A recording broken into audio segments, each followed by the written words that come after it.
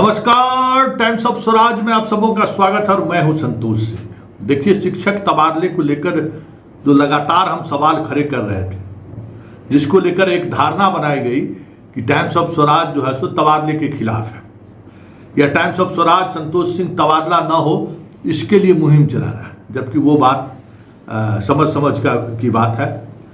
मेरा मकसद सिर्फ इतना ही था कि इस तबादले के दौरान जो तकनीकी गड़बड़ियां आ रही हैं सामने, जिस तरीके से तबादले नीति बनाया गया, बार बार बदलाव हुआ, मेरा कंसर्न सिर्फ इतना ही था कि ऐसी नीति बनाई जाए जो फुल प्रूफ हो, और उसमें क्या क्या आपको सावधानी बरतनी चाहिए उस पर हम सवाल करते थे। तो शिक्षकों को लगता था कि संतोष सिंह जो है तबादला के खिलाफ बात करता है। आ गए वही ना, समझ में आ गया ना। हम बार बार क्यों कहते थे कि वैकेंसी स्कूल में सीधा हेडमास्टर से मंगाई, हालांकि योगेंद्र सिंह ने जो है सो सीधा हेडमास्टर से वैकेंसी मंगाया था, लेकिन उसको सिद्धार्थ जी ने अननोटिस कर दिया। फंस गए फेरे में। टीआरई 3 की पोस्टिंग जिद के कारण कर दिए। टीआरई 3 की पोस्टिंग करने की मूड में थे नहीं, ये थे कि भाई पहले हम सब तबादला कर लेंगे तब टीआरई 3 का हम पोस्टिंग करेंगे। दबाव में इनको टीआरई 3 का पोस्टिंग करना पड़ा। अब 58,000 शिक्षकों की आप पोस्टिंग किए हैं तो फिर सारा वैकेंसी बदल गया ना। सारा वैकेंसी जो विभाग की तरफ से आया तो पूरी वैकेंसी बदल गई। अब माथा ठोक रहे हैं। उतना ही नहीं, आज सॉफ्टवेयर से जुड़ी हुई जो समस्याएं हो रही हैं उसको लेकर बैठक इन्होंने बुलाई है। आज शिक्षा विभाग में कह सकते हैं कि ऑनलाइन बड़ी बैठक है, इन तमाम समस्याओं का समाधान निकालने की कोशिश कर रही है।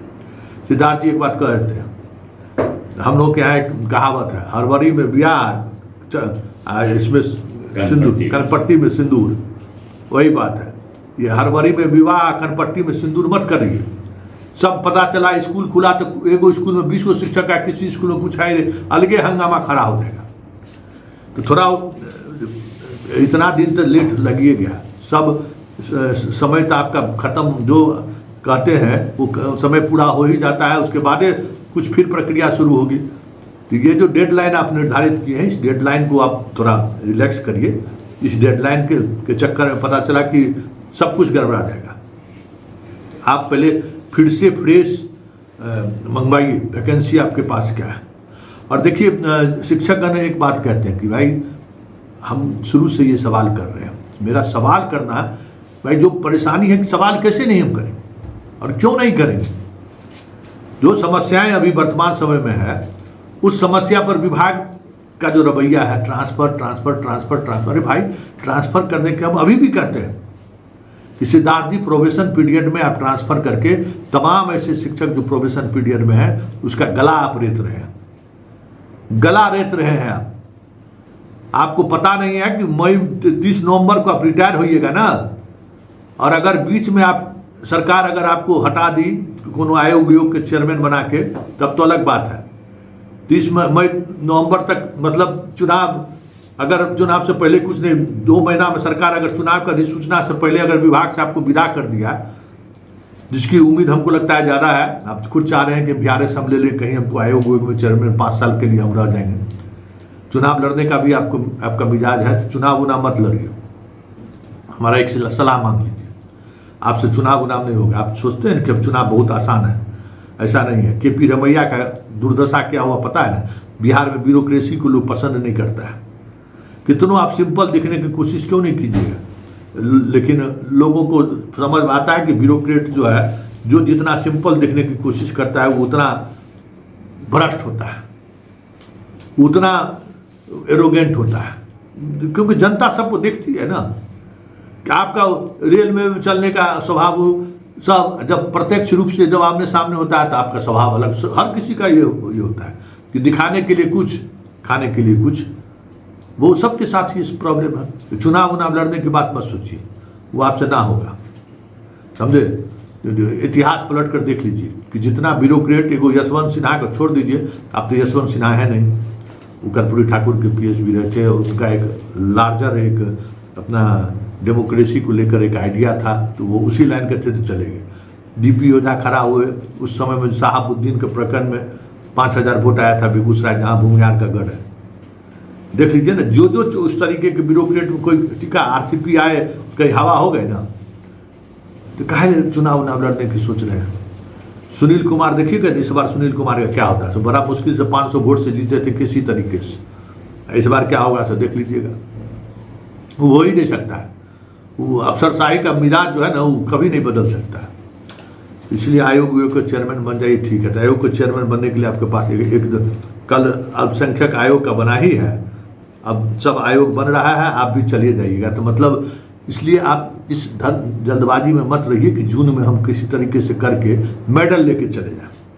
हम ट्रांसफर 1,30,000 शिक्षकों को कर दिए, ये नहीं होगा। मेडल लेने के चक्कर में जो है सो पूरा शिक्षा व्यवस्था ध्वस्त हो जाए तो कोई बड़ी बात नहीं होगी। और हम प्रोबेशन पीरियड में इसलिए बार बार कह रहे हैं कि आप चले जाइएगा कि जितने शिक्षक हैं इसको देखने वाला कोई नहीं मिलेगा। वैसे ही नहीं देखने वाला मिल रहा है। शिक्षक सब वेतन के लिए ललायित है। TRE 1 TRE 2 को भेज दीजिएगा। अगर जो अंतर जिला है हमको पता है कि अंतर जिला वाले को क्या परेशानी हुई है, उतना ही बर्बाद हो जाएगा। क्योंकि सब यंग जनरेशन सब मोटरसाइकिल 2-2 लाख का खरीद लिया है, फोन खरीद लिया है, सब खूब लोन ले लिया है। एक महीना उसका नहीं जाएगा, डिफॉल्टर होगा तो परेशान हो जाएगा। इसलिए इस तरीके की चीज़ों से बचिए, ठीक है। बैठक लीजिए। अब 30 जून तक TRE 3 का पोस्टिंग का डेट है। आप कैसे बीच में अपने यहाँ ट्रांसफर पोस्टिंग की सोच लिए? देखिए यही सब सवाल हम खड़ा करते थे ना। हेडमास्टर वाला कर दीजिए तो और आपका वैकेंसी सामने आ जाएगा। हेडमास्टर वाला काहे नहीं कर दे रहे हैं? हेडमास्टर वाला कर दीजिए। और जो आप गलत किए हैं, मुश्किल से वो 6,000 समथिंग लोग हैं प्रधान शिक्षक वाले, उसको सुधार करके आप नोटिफिकेशन जारी कर दीजिए, पोस्टिंग कर दीजिए। अरे कोर्ट से अपने वो मुकदमा वापस ले लेगा। आप जो गलत किए हैं वो आप स्वीकार कर दिए, गलत है ही। हाईकोर्ट ने भी आपको इशारों में सब बात कह चुका है कि भाई रिजर्वेशन कैटेगरी में जो टॉप जनरल का में जिसका हो गया है उसको पोस्टिंग में रिजर्वेशन का लाभ चाह रहा है तो उसको आपको देना है। कई जजमेंट है। PK शाही भी आपको कह दिए कि आप गलत किए हैं, आपको दे दीजिए। तो आप एगो नोटिस निकाल दीजिए, अब फिर से निकाल लीजिए, बस हो गया। जून में इसका भी पोस्टिंग हो जाएगा। तो आपके पास वैकेंसी है। फिर आप जिस तरीके से ट्रांसफ़र पोस्टिंग करना चाहते हैं ट्रांसफ़र पोस्टिंग कर सकते हैं। लेकिन सिर्फ ये चाहिएगा कि हम इतिहास बना दें कि भाई इतना शिक्षकों का आज तक किसी ने तबादला नहीं किया, मैंने तबादला करके दिखा दिया। इतिहास बनाने की बात सोचने वाला अक्सर लोग औंधे मुँह गिरा है। इतिहास गवाह है इसके लिए। इस चक्कर में मत रहिए, ठीक है। आज बैठक बुलाए हैं, बैठक को लेकर विस्तृत चर्चा करिए और कैसे हो सकता है फेज वाइज कीजिए ना। अगर क्या दिक्कत है? अरे सितंबर में अधिसूचना जारी होगी, आपके पास पूरा जून है, जुलाई है, अगस्त है, 3 महीना है। और अगर आप खुद जाना चाहते हैं तो अगस्त, जून, जुलाई 2 महीना में रखिए, कर दीजिए आराम से। लेकिन बाकी लोगों को भी जो छोड़ दिए हैं, जो दूरी पर है, जो नियोजित शिक्षक सब 2015 से बाहर है, जो उन लोगों को आप छोड़ दिए हैं, वो लोग विशिष्ट में बना है, उन लोगों को भी खास करके महिलाओं को शामिल कर लीजिए। पुरुष बहुत कम लोग बचे हुए हैं। तो एक ओवरऑल ट्रांसपेरेंसी के साथ, और वीडियो जारी करने से नहीं होगा कि भाई ऑडियो जारी हुआ कि भाई कोई घूस लेने का स्कोप नहीं है। देखिए हम लोग अनुभव है ना, घूस लेने का स्कोप कहाँ है आपको पता नहीं है, कहाँ से क्या हो रहा है सो हम लोगों को पता नहीं है, कौन लोग क्या ट्रांसफर पोस्टिंग में खेला कर रहे हैं हम लोग पता नहीं है, सब पता है। इसलिए वो सब TRP बटोरने के लिए जो बटोरना है बटोर लीजिए। लेकिन समग्रता में फिर से हम कह रहे हैं कि आप विचार कीजिए, तभी ट्रांसफर पोस्टिंग होना संभव है।